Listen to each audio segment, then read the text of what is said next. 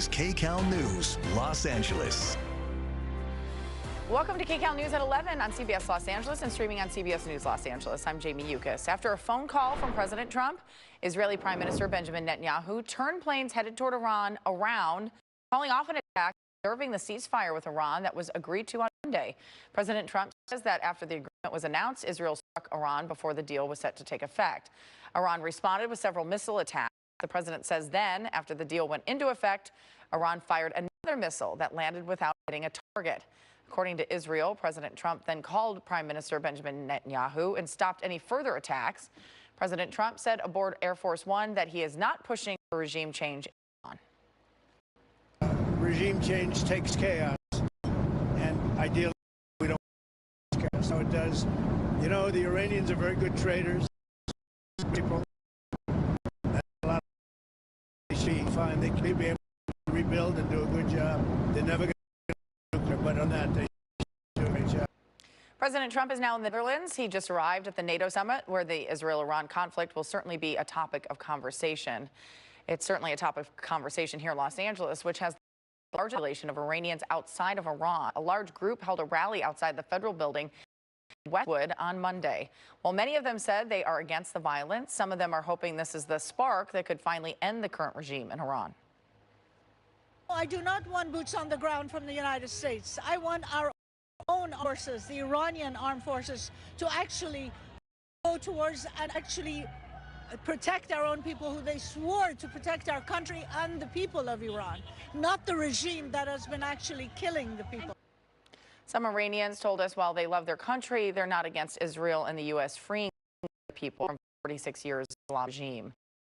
Nation officials say they've arrested 11 Iranian nationals across 8 states in the past few days.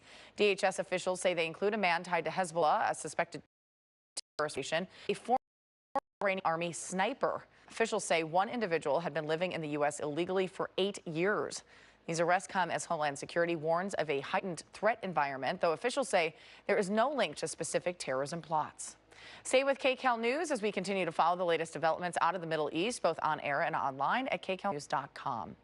Detectives say they've made a break in a murder case where a 18-year-old was killed. Assignment manager Mark Blue at the desk. And there's on this case for nearly now, the shooting suspect in custody, and detectives say the shooter is a 19-year-old woman.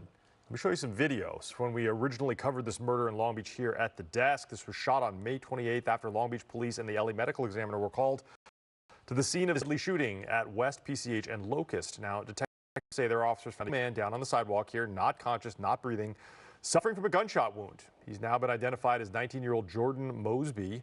Paramedics say they tried to save his life, but unfortunately his injuries were too severe. He was pronounced dead at the scene that evening. At the time, the witnesses said there were 3 to 4 other young people running from the scene after the shooting. Now, Long Beach police detectives say they have arrested a 19-year-old woman named Dariana Cole for the shooting death of Mosby. Long Beach police say she was already in custody for another crime, but now she's been rebooked for murder with bail set at $2 million. Now, the motive for this death remains under investigation, but homicide detectives say they are preparing to present a case to the LADA later this week for prosecution. That's it here from the desk. I'll send it back to you. Oh, a little unusual there. All right, Mark, thank you. Cool and cloudy start for the day for many of us. Look at it, it's still that way out there. Let's go ahead and get a check of our next weather forecast with meteorologist Paul Deanna. Is this going away sometime soon? It's going to go away later than many of us would like, and the latest burn off of the clouds that we're going to see this week, which will lead to the coolest afternoon. Hand in hand. Not much of a view from LAX. We love that view where we see the Hollywood Hills in the background and see the beautiful, you can barely make it out right now. It is still very cloudy, and the clouds are still banked up against the San Gabriels. We are clearing out in the Inland Empire. We are clearing in many of our inland valleys. Those 2 spots, not yet. And that's keeping temperatures down. Los Angeles 67, Fullerton 67, Claremont 62 degrees, Moreno Valley only 68. High temperatures today, barely into the low to mid 80s for the IE in our valleys. That's about 5 degrees cooler than that. 76 in Los Angeles. That will be 3 degrees cooler than yesterday, 89. All of that said, we expect a pretty big warm up starting tomorrow. We'll talk about that coming up. Back to you. All right, midweek warm-up. Thank you, Paul. As immigration raids continue, the LA Tenants Union is calling for an eviction moratorium. They say thousands of immigrants will be unable to pay their bills come July 1st because avoiding detainment is taking priority over going to work. This militarization of our community, this occupation of our community, this terrorizing of our communities have closed down businesses, have taken away street vendors, have separated families, and then people cannot pay their rent, have barely the minimum to survive. We need the city to put a rent freeze. We need the city to protect tenants that are going to be suffering this 1st of July when they're going to be receiving 3-day notices because they cannot pay their rent. The union is also calling for a citywide day of action and organization on July the 1st. LAPD Chief Jim McDonnell is responding to growing scrutiny over how officers handled recent protests. Chief says most of the large-scale protests the city saw were peaceful, but he says the city also saw vandalism and clashes, as you see in this video. This comes after the LA Times published accounts from protesters who said they were harmed by officers.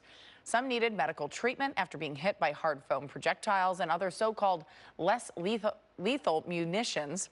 The chief says the department will conduct a comprehensive evaluation of each use of force incident. In a statement about decisions to use force, it says, quote, "These decisions are guided by clear policy rooted in reform." The department significantly limited these certain tools, improved mass arrest procedures, and instituted guards for crowd management.